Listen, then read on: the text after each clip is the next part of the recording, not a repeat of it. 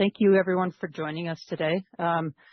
This is an Onyx webinar really focused on India and how it's going to be navigating its future in a rapidly changing environment. And today we're going to spend about 45 minutes presenting, and we'll have about 15 minutes for Q&A here at the end. If you could please submit questions throughout. So there's a little button you can press down at the bottom. Please type in your question and we will do our best to get to it live. And at the end of this, if you would please complete a survey that you'll receive via email, that will give you an opportunity to get the slides that we're presenting here today for you to use. In terms of future webinars, please feel free to use this QR code in order to access the link to sign up for our emails, and that will include notifications about webinars. We publish a lot of our work on LinkedIn, as well as our blog, the ManagePoint blog. You can find the QR codes for this here as well. If you'd like to keep up to date with what we're thinking, what we're currently forecasting, then this is the best way to do that as well. Just to give you a quick introduction to Onyx, basically our goal is to help clients really anticipate and understand their geopolitical and regulatory and economic risks to their supply chains, as well as their opportunities. And we really try and focus on helping clients build more resilient and sustainable and efficient supply chains. We do this a couple of ways with our clients. We really do this through a project and retainer model. And we work with all sorts of different roles. So trade and compliance, sourcing and manufacturing, transportation, logistics, and distribution. And we also work with strategy roles. Again, we do this really as a way to help these clients build out that resiliency that is so needed in this environment. Today, I'll be introducing Shiv Nalapat. Shiv has spent the last decade really building out his capabilities in intelligence and also journalism. He's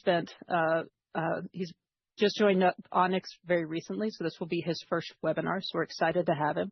And his expertise is really on India in all of its depth. So with that, I'll introduce Shiv and ask him to come on. Hi, everyone. All right. All yours, Shiv. Thanks, Melissa. So today, what I really want to do is just take a step back from, what is often the prevailing narrative around India, and the optimism, the comparisons to China, the idea of India as the next global manufacturing hub, and instead maybe frame a more grounded sort of forward-looking discussion. So if we can move to the next slide, Melissa. So the way that we've sort of framed this is really just to position India globally, what that looks like. And then after that, what we've tried to do is identify three primary structural challenges that India will have, and what that India has, and how it has responded to those, and what that policy trajectory is likely to look like for over the next, say, 5 to 10 year horizon. And following that, what kind of implications those might have to manufacturers and exporters. And hopefully I can finish up on time, and we'll have about 15 minutes or so for Q&A.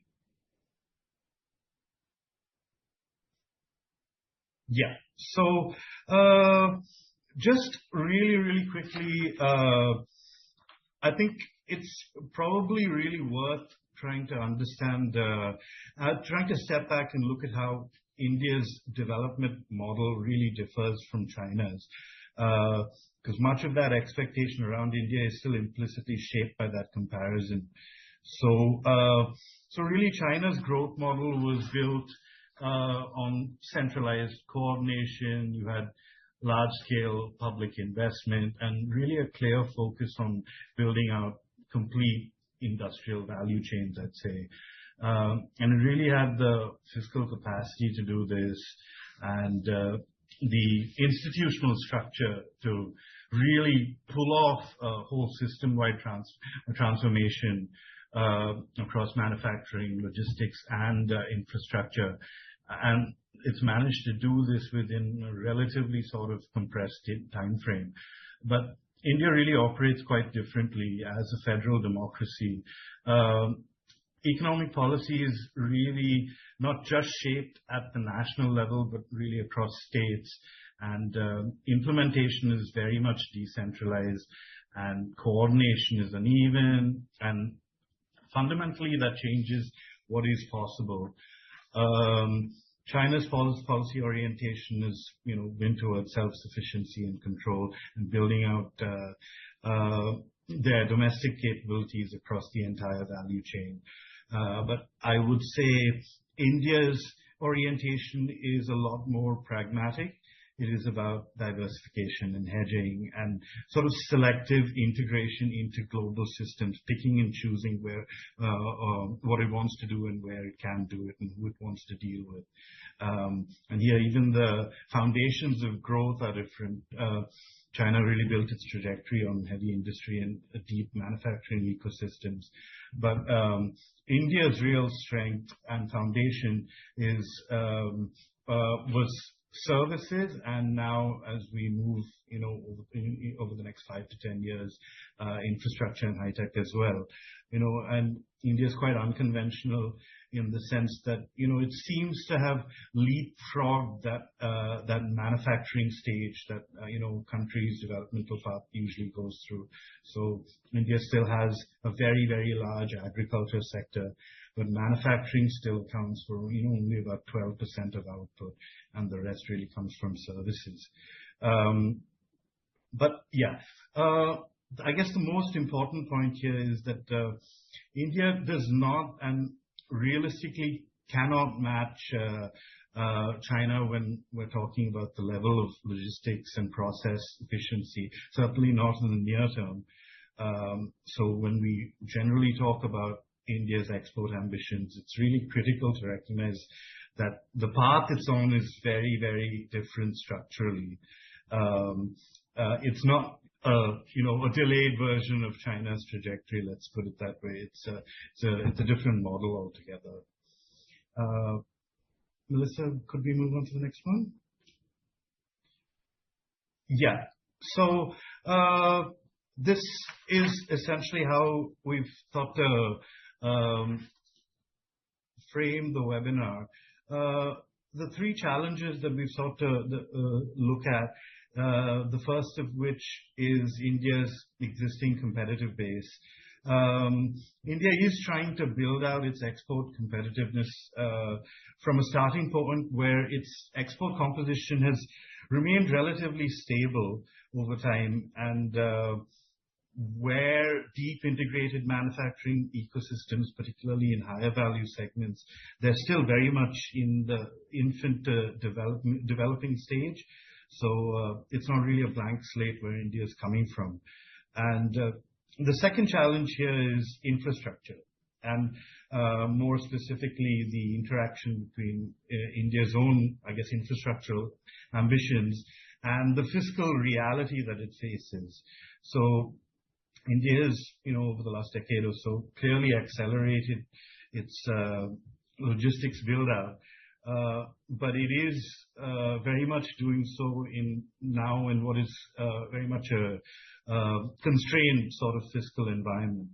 So what it's had to do there is, what it means is that any public investments have now become very targeted.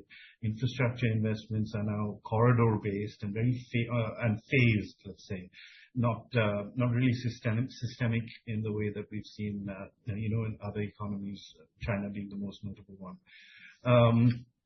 And the third challenge, of course, is governance, and more specifically, the fact that India's economic sort of lay of the landscape is fundamentally shaped at the state level. So, you have execution varies, administrative capability varies, and as a result of that, outcomes also vary. And that introduces a degree of, I'd say, internal divergence, internal fragmentation that has real implications for competitiveness on a manufacturing level as well as on an export level. But what's interesting is not just the challenges, but how India has sort of responded to them. To the first of them, India has moved toward, I guess, identifying strategic sectors and using targeted incentives really to attract private capital or foreign investment. It's not a state-led industrialization model. And really it's an attempt to, I guess, accelerate or catalyze ecosystem development through really targeted interventions. But to the second, the response here has been quite realistic, pragmatic. What they're looking for really is an incremental infrastructure build-out, particularly through logistics corridors and industrial corridors, rather than attempting a full-scale transformation. And here with the third, the response has struggled a little bit simply because there's oftentimes a lot of friction between the federal government and state governments, and limited coordination, which means that divergence across states is not only persisting, but in many cases also widening. So just to sum it up, the opportunity in India is real, but very simplistically put, it is concentrated. And infrastructure improvements are happening, but they are looking uneven. And your operating condition as a manufacturer or an exporter will really depend quite heavily on where you're located in the country, and not just at the national policy outlook. But yeah, so I thought maybe now it might just be worth looking at India's trade policy. So India still maintains some of the highest tariffs and non-tariff barriers. And quite honestly, where we're at right now with the kind of uncertainty around the global trade environment, and more so over the last say 8 to 9 months or so, we have seen a bit of a recalibration that India has sort of undertaken. And what remains consistent across all of this is very much the intent.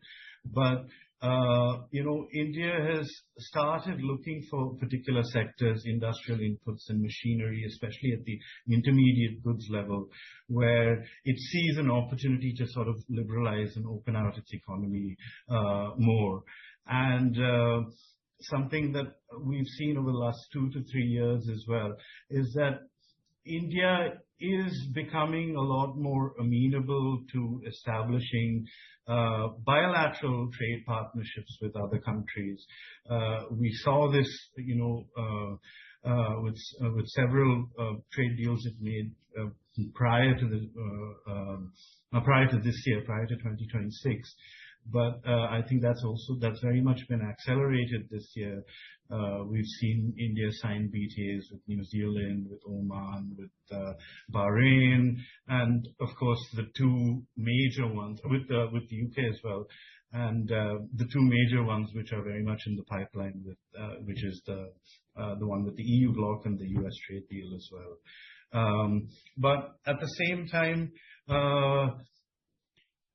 India is coming from a place where it has been quite protectionist, and those inclinations will still persist, especially when it comes to sensitive sectors like agriculture, the reason I mention agriculture here is because it still forms a huge part of India's economy, and agricultural unions still wield a lot of political power, and there's a very large electorate, very large voter base that needs to be catered to there. So, from a political standpoint, liberalizing an economy like agriculture in India will have, very, very severe ramifications. And if India was to do something like that, it would need to be telegraphed over a good 10 to 15-year period with deep consultations with these agricultural trade unions as well. It's similar in certain consumer goods sectors as well. But amid this sort of trade environment, India is also responding to, national security concerns, trade-related concerns as well. So we are likely to see, a little bit more stringent, monitoring over rules of origin, and invest in foreign investment coming in, and general security screening there. But at the same time, India, I think now, is trying to rewire its trade architecture also to align with global standards. The one example that comes to mind, of course, is the CBAM regulations in the EU. So with this slide, the point that I really want to make is how India's trade policy has evolved over the last decade. I think when the current government came into power in 2014, I think there was an acknowledgement there that India, sort of missed the initial export competitiveness boat. And what followed from that acknowledgement was, a gradual push towards, launching a more holistic export push and building out India's manufacturing capacity as well. So we did see the Make in India initiative launched then, and that was a period for about from 2014 to about 2018.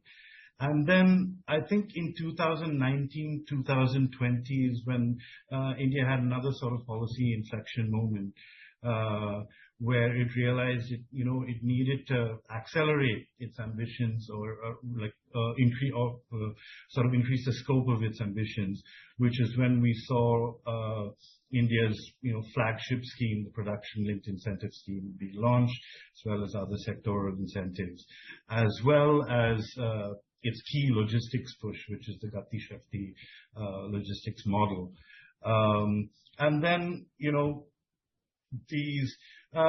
I think its approach seemed to be validated as we entered the COVID pandemic, and we did see the drive to this China Plus One model, and India sort of realized that it could position itself as an alternative. But where we are now, of course, is in a very, very uncertain trade environment. So India has displayed, I would say, a great degree of nimbleness in trying to recalibrate its trade policy and focus more on these bilateral partnerships. Let's put it that way. Yeah.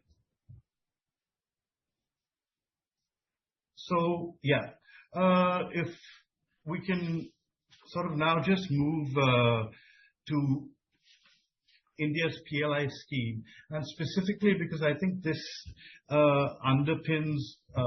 really underpins, or rather represents where India is trying to build out its export competitiveness strategically. It was initially introduced with considerable ambition, covering a wide range of sectors, and aiming to rapidly scale manufacturing. But since then, the outcomes have been mixed, And now we're seeing, a shift toward refinement rather. So rather than expanding the scheme broadly, the focus is moving toward making it more accessible and more effective, lowering investment thresholds, making timelines more realistic, and improving implementation, improving disbursements, which has often been a complaint by many manufacturers who have availed of the scheme. Alongside this, we are also seeing emerging priorities in areas like artificial intelligence and data infrastructure and semiconductors. But even here, the approach is quite pragmatic. India's not attempting to really compete with the US or China in frontier AI development, but it's focusing on AI diffusion.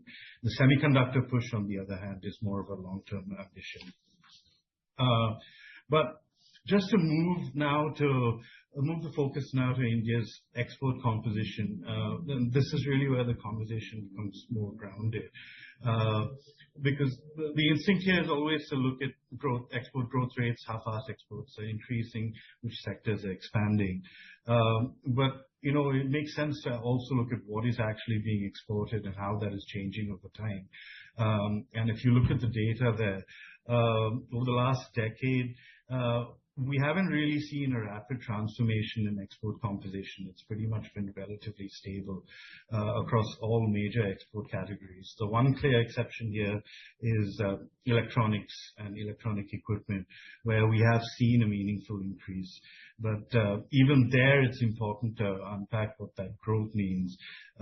This expansion has been driven by largely assembly-led manufacturing rather than deep domestic value addition, which actually brings me to my next point. Because when we talk about moving up the value chain, we're not just talking about exporting more. We're talking about how much value is being created domestically with those exports. So the first takeaway there, with the visual on the right, is that export transformation has been inherently slow.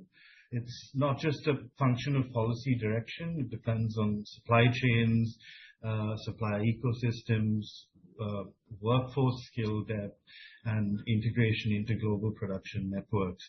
So these are structural features, and they will evolve over longer periods. Yeah. So now, having looked at the export composition, we might just turn our focus to how goods actually move through the system. We begin to see how these logistics, how these various elements interact with this challenge. So from the point of production, goods move through multiple stages. You have inland transport, handling nodes, consolidation points, and finally to ports or airports.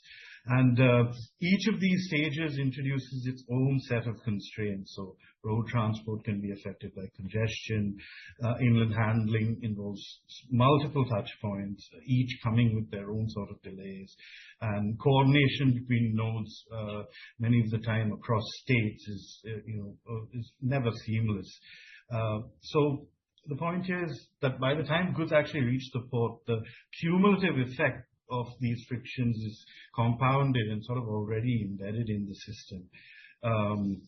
The point here is not that any single stage is sort of broken, but just that these frictions sort of incrementally sort of build up, in this multi-layered sort of fashion. Can we move on, Melissa? Yeah. So just from a sort of national level, what we've also looked at is, a comparison, a logistics performance comparison of India and some peer Asian countries, specifically the ASEAN countries. And the key takeouts here is that India's logistics performance has improved over the past few years. There has been progress, in tracking customs processes and service quality, but overall, India still, ranks very much in that mid-tier position.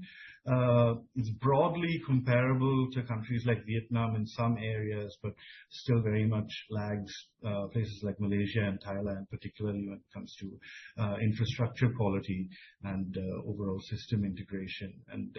But that gap is not quite honestly not accidental.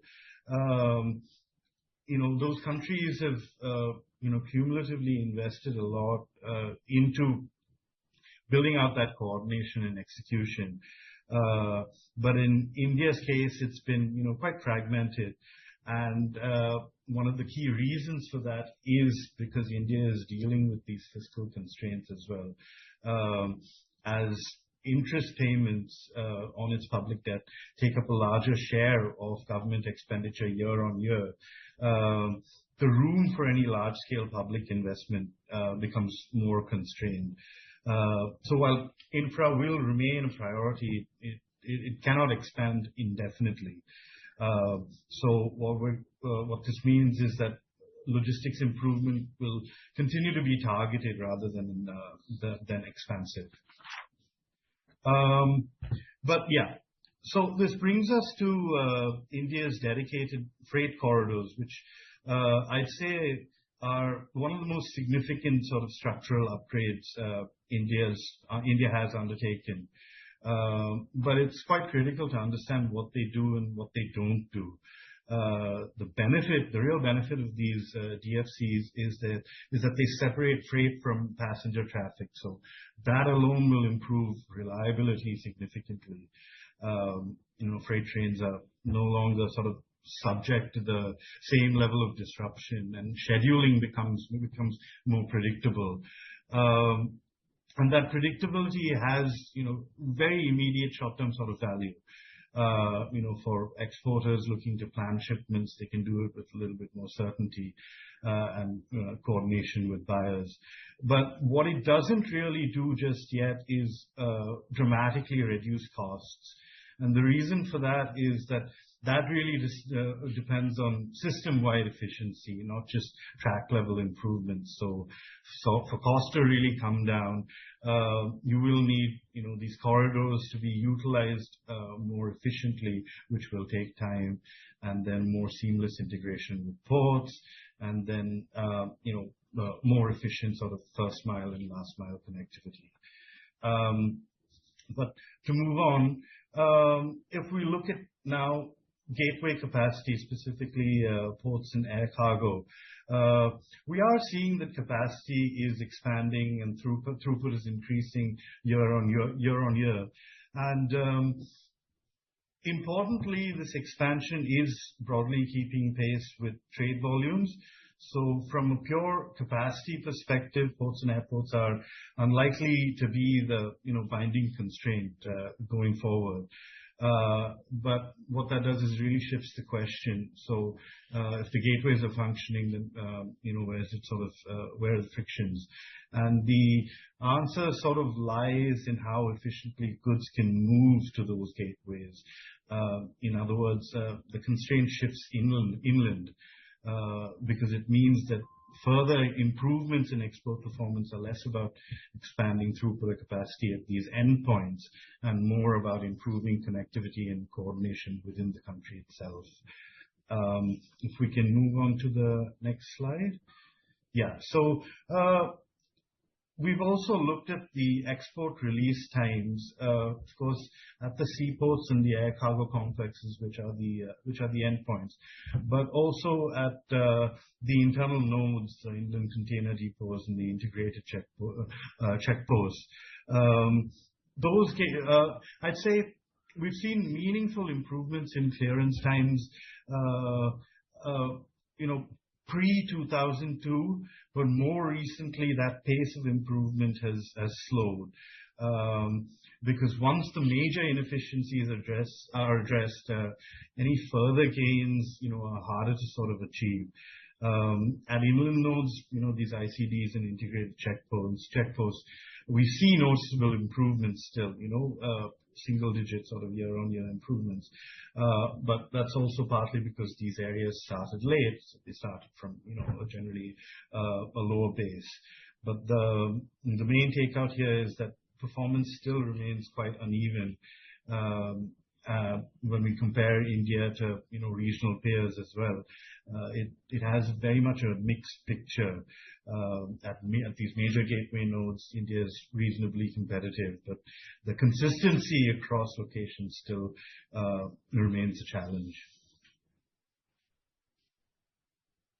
One second, yeah. What we've done also is we've looked at labor as well, and labor availability in particular. And this is one area where it's quite unsurprising that India has a very, very clear advantage. And that's certainly true. India has a large and a growing workforce, and especially in manufacturing as well. It far outcompetes Asian peers. But here, what matters for manufacturing is not just the availability of labor, but the availability of reliable production-ready labor. And here, the point that I want to really drive home is that we see a lot of divergence across states. Certain regions, as we'll see a little bit later on, have developed very, very strong labor ecosystems, often tied to specific sectors or industries. For example, Tamil Nadu has deep capabilities in automotive and electronics manufacturing. Karnataka has built strength in electronics and aerospace. Gujarat has industrial and chemical clusters as well. And these ecosystems haven't really emerged overnight.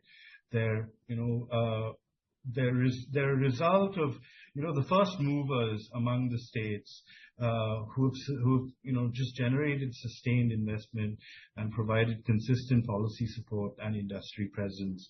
The thing is, once established, they tend to sort of reinforce themselves. So for companies, the question is not really whether labor exists in India. It's really where the right combination of skills, reliability, and supporting infrastructure exists. So that makes location decisions very, very critical. Can we move on, Melissa? Yeah. So we've also looked at a state level where FDI seems to have concentrated. And it really sort of reinforces that point about state level divergence. FDI in India is not at all evenly distributed. It's just a handful of states really that attract most of it. Those that have built strong industrial ecosystems and really demonstrated execution capacity, relative execution capacity over the last I would say about 10 years or so. And this creates, what we might call a path dependence. So your investment flows to where capabilities, already exist, and which leads to those capabilities then strengthening, which then increases that state level divergence. This doesn't really mean that new regions won't emerge. In fact, if we move to the next slide. We're already seeing that in states like Uttar Pradesh, Telangana, and Andhra Pradesh. But these emerging hubs are building on existing strengths, connectivity, policy support, and just general sectoral focus. And it will take time for them to reach the same level of depth as your more established clusters and hubs. So if we map this out geographically there, what we can see is that India's, at a state level, it's very much cluster driven. Established export hubs, Tamil Nadu, Maharashtra, Gujarat, Karnataka, really anchor, I'd say, India's export performance simply because they benefit from these deeper ecosystems, better logistics connectivity, and more skilled and experienced sort of labor pools. These emerging hubs are gaining traction, but very much still in development. And their own competitiveness will depend on how effectively, I'd say, they can build and sustain their own sort of ecosystems over time. All right. Thank you very much, Shiv. So I think we're going to move now to question and answer, and I'm also going to invite Leo to join us. Leo is a senior consultant who has an expertise within supply chain design. And Leo, I wanted to start quickly with you before we turn to some additional questions. I think, I know that you've done some work focused on India and the broader region. What trends are you kind of seeing in projects within India? Yes, so I can tell you that over the past 11 years that I have worked in supply chain design projects, that I've seen a strong shift on the customers looking at sourcing, they're shifting their sourcing locations from China to the Western countries. So looking at Malaysia, looking at India, looking at Vietnam, examples going from Hong Kong to Hanoi, but now looking at Malaysia, but always having a small presence in India. But now India has become more of an interest. Then with that said, more customers are now asking a question of where should I put a fulfillment center or a DC in Asia Pacific? So with this, it is basically the demand is growing in Asia so much now that it used to be that customers will bring the cargo to the US or to Europe and only bring back the demand that is required in Asia Pacific. But now that the demand is sufficient, customers are asking, should we have a DC or a fulfillment center in Asia Pacific, and where? And this answer is dependent on your customer profile. But the point is that now you have to consider, if you're starting to just look into in India, look into what are the critical points or cities where you should have the distribution network in India as well. So you're not just looking at a sourcing, but also looking at where should I have a DC. Then a third trend that I'm seeing is multiple country consolidation. And this is, as you're moving away from China, you're now having different suppliers all over in the Western countries from Asia, which means that now you have multiple containers that you have to move from different locations. But many customers are asking, well, what if I combine this cargo, consolidate it in a single port of origin, and that will leave me time to negotiate with my steamship line, my forwarders, and then have a better rate. That would also give me stability on my transit times. And it sounds good on paper. But when we have done these studies, we realize that, first of all, you have actually an increase of transit times by 14 days, 10 to 14 days. But then the cost also increases because you see that first, moving the cargo from one country to another tends to be expensive because that provider may not have cargo to move back to the original country. Also, you need additional paperwork when you actually move from another country, and you have now to there's a requirement of having the original goods from the port that you're actually exporting the products from. So it's a lot of more complexity around that the customers may not see this. But basically, these trends is what I'm seeing. One is the source of goods is shifting away from China to Western countries. There's now the need for having network design projects or DCs in Asia Pacific, and MCC, the multi-country consolidation. That makes sense. And I think, one of the key messages that Shiv has delivered here is, the differences between each state, some of the difficulties of moving between states. And so I'm curious, in terms of the studies that you've completed, what do you see as some kind of, takeaways for people who do want to operate within this space? Yes, I saw that as well, that when we have this network design and looking at where should we put a DC for now serving demand in India as well, is not the same as what you have in the U.S. in terms of road infrastructure. So there's not a lot of standardized regulations such as how many miles a driver can actually travel or the roads, the conditions as well. It's improving. It's getting better. Don't get me wrong. But it's not the same as what you see in the U.S. and Europe. So what we have seen is better to have a good manufacturer that has a strong presence because basically the transportation could have congestions that will severely disrupt your supply chain.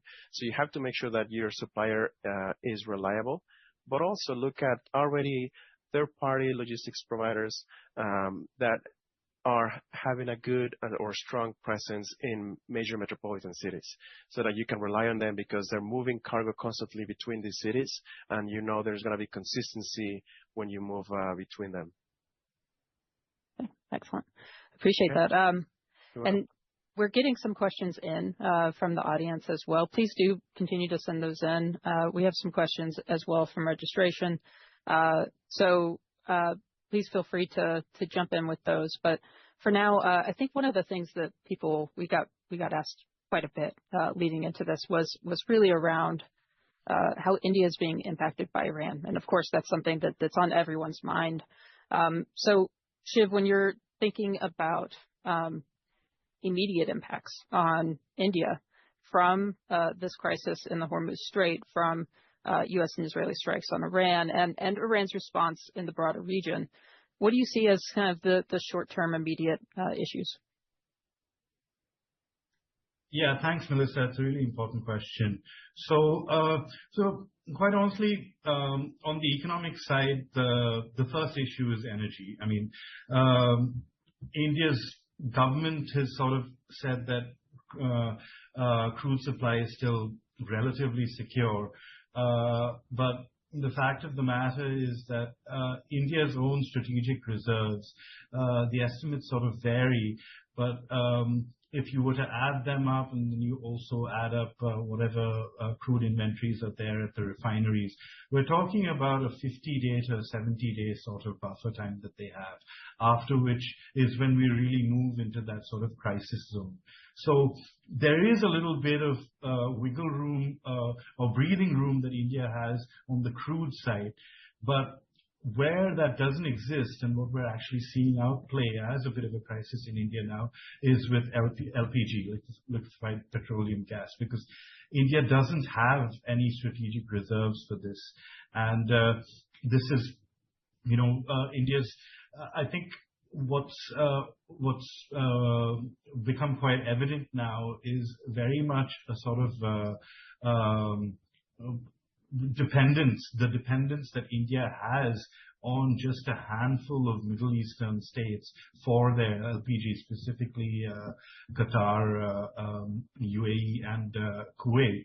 So that's the first realization, of course, that the Indian government will have made and will now need to address. But with an energy crisis like this, whether it manifests via crude or LPG, this also has political risks, right? Next month, for example, India is going to 5 elections, and I'd say about 3 of those states, Kerala, Tamil Nadu, and West Bengal being the electorally most significant just because of its huge population. The energy crisis that we're seeing play out across India is definitely going to be turning into a voter issue as well. Whereas initial sort of analysis would have corruption or your more general cost of living affordability issues as your main hot button topics. Now we could look at voter behavior being completely defined by the economic and energy security that we're facing right now. We're seeing hotel unions protesting. We're seeing transport unions protesting. So it does very much have significant economic and political ramifications. Yeah, go ahead. Well, when we're talking about the specific local environment being so incredibly important within India, it seems like that can have really operational impacts as we're looking at these particular states.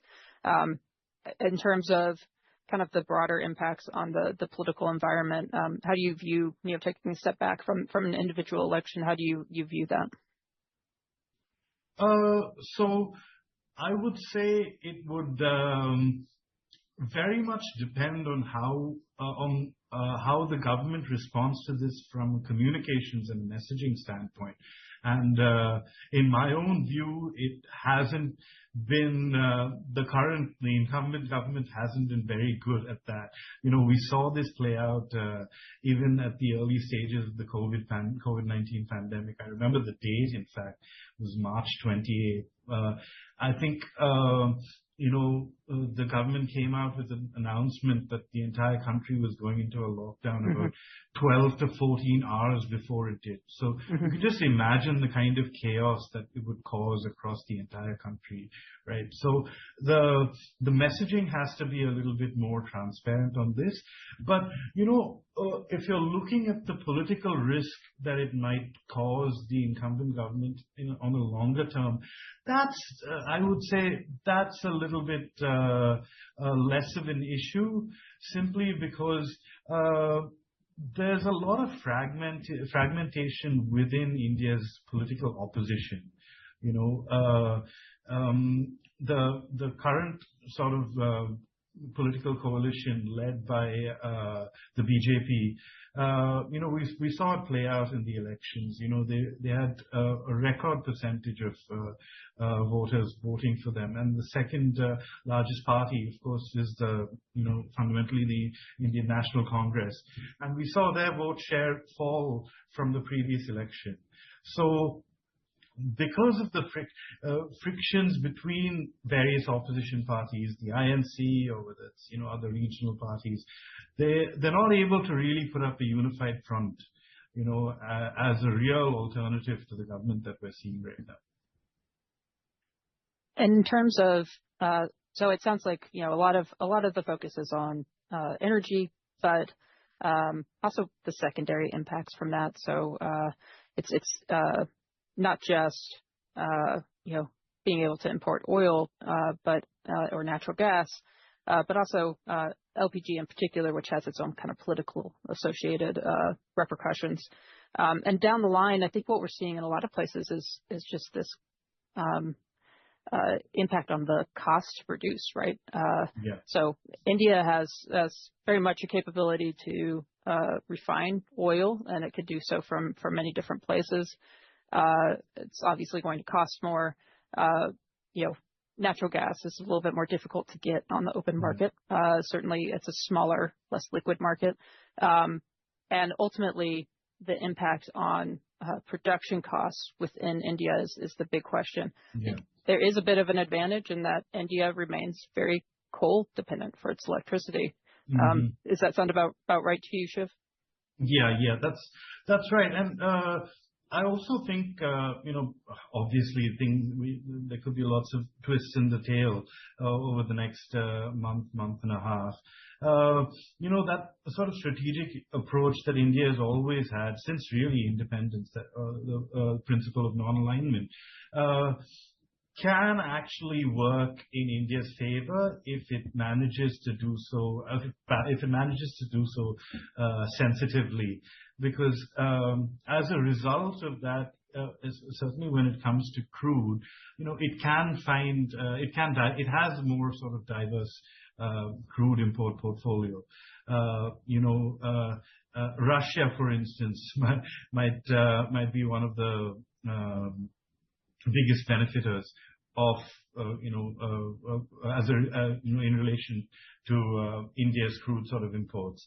But once again, how much will that weigh on India-US tensions and the trade deal that they're also negotiating? So this principle of hedging, let's put it that way, it has pros and cons.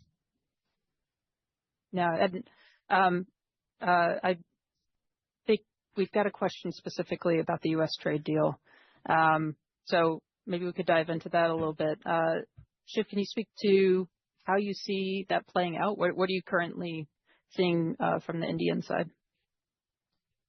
So, I would say over the last 5 to 6 years, what's become really evident just across, the international sort of trade policy circles is that India is very difficult to negotiate with. So they drive a hard bargain simply because they're very cautious about the economic and political sort of impacts that liberalizing their economy might have, and perhaps overly so in certain areas. So even with the India EU deal and with the India-US deal, it's taken years and years, and in some cases even decades to get where we are right now. And I'd say when President Trump came into power earlier this year, there was a lot of optimism earlier last year. There was a lot of optimism in India that, the political relationship between Modi and Trump might actually get this over. And then what happened was, the Liberation Day tariffs, which, nobody really saw coming in, or nobody saw coming in that sort of fashion. So I think given the kind of uncertainty that we now have with the US's own sort of tariff strategy and tariff architecture, and also now with the Supreme Court ruling on the Supreme Court AIPA ruling, India won't be in any hurry to push things through, specifically because they'll want to know they'll want some more legal clarity on the US's tariff strategy, and whether this deal,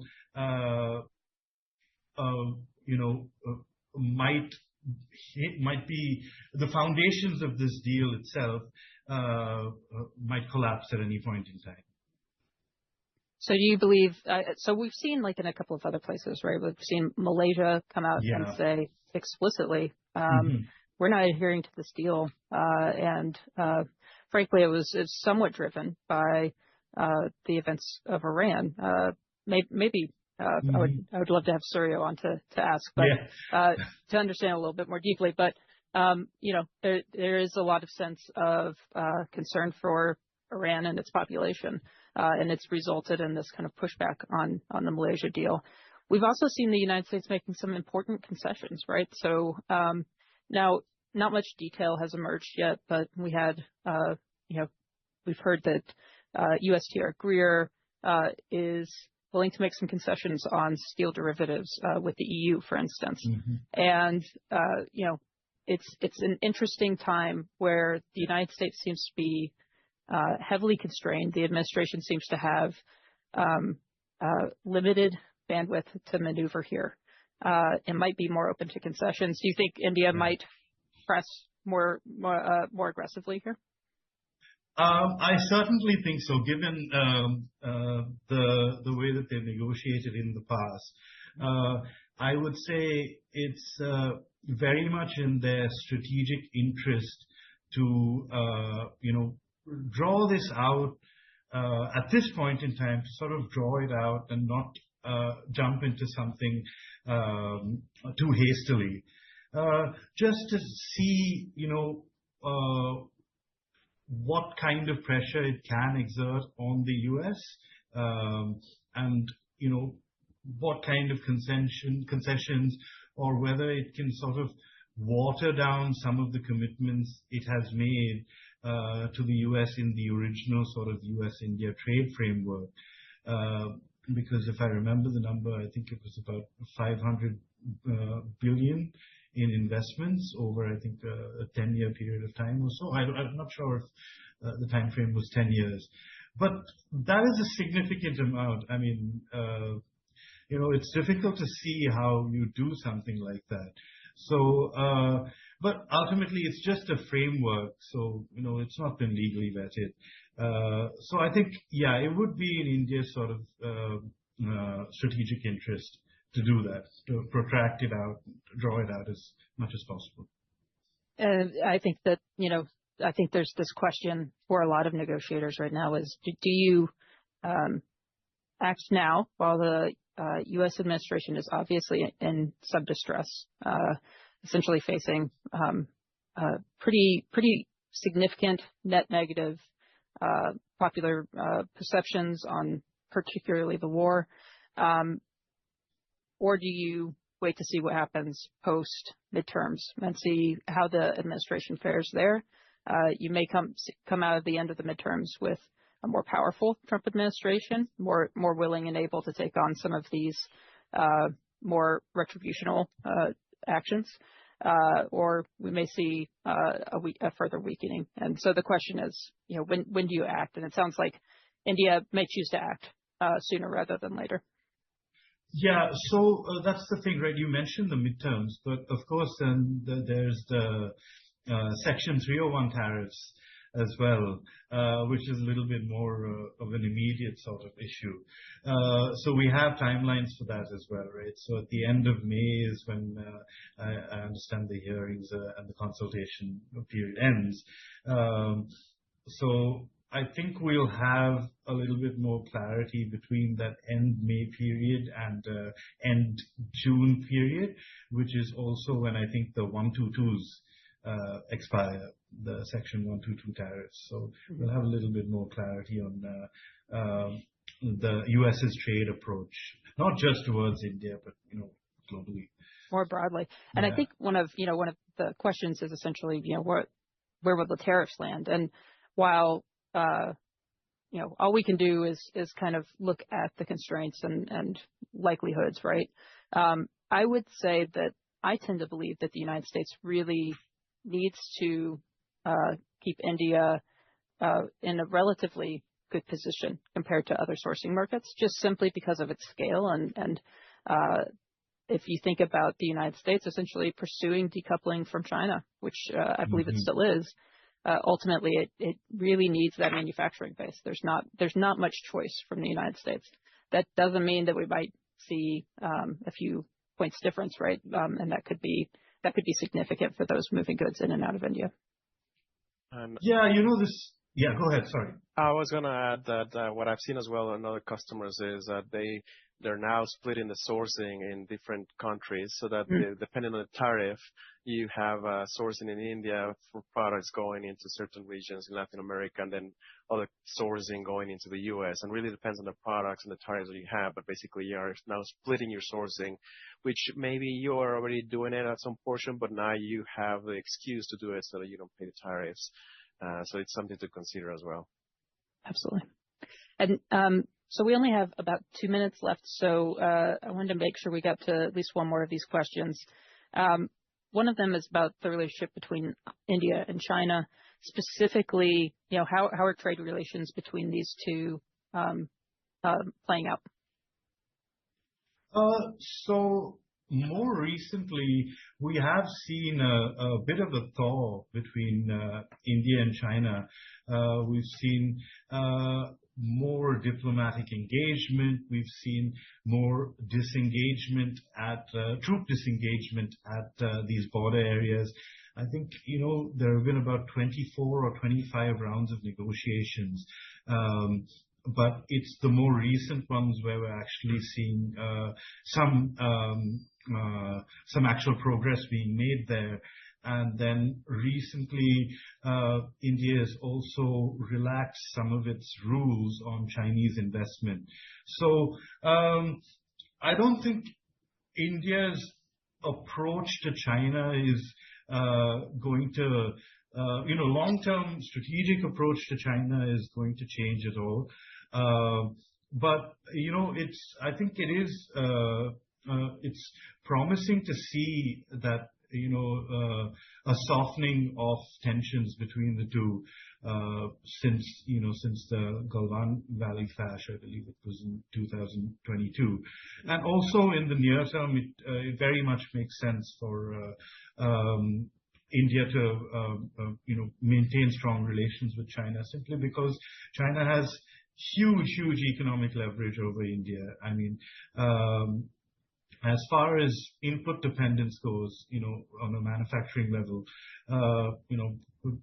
it's without the raw materials and inputs coming in from China, India will very, very much struggle to build out its own sort of ecosystem there. Yeah. That makes sense. All right. Well, we're at the hour. I don't want to keep anyone longer than we should. So thank you very much for joining us. Please do fill out that survey so that you can receive the materials from this call. And We appreciate your time. Thank you. Thanks, everyone.